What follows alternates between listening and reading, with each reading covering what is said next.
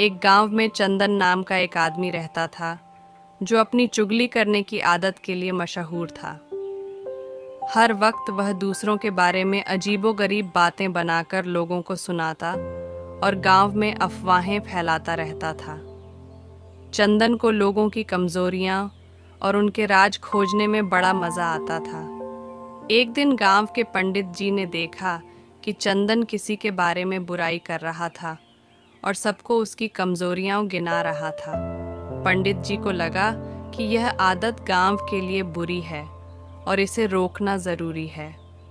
पंडित जी ने चंदन को बुलाया और कहा, चंदन, मैं तुम्हें एक काम देना चाहता हूँ।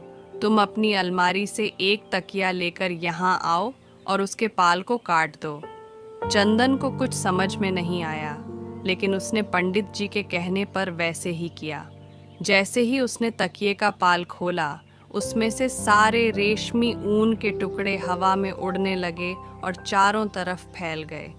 पंडित जी ने उससे कहा, अब जाओ और इन ऊन के टुकड़ों को वापस इकट्ठा करो और तकिए में भर दो। चंदन हैरान रह गया और बोला, यह कैसे मुमकिन है पंडित जी? ये तो हवा के साथ सब जगह बिखर गए हैं। मैं कैसे इन्हें इकट्ठा कर सकता हूँ? पंडित जी मुस्कुराए और बोले, बस यही तुम्हारी चुगलियों का नतीजा है चंदन। जब तुम किसी के बारे में गलत बातें फैलाते हो तो वे बातें भी हवा में बिखर जाती हैं।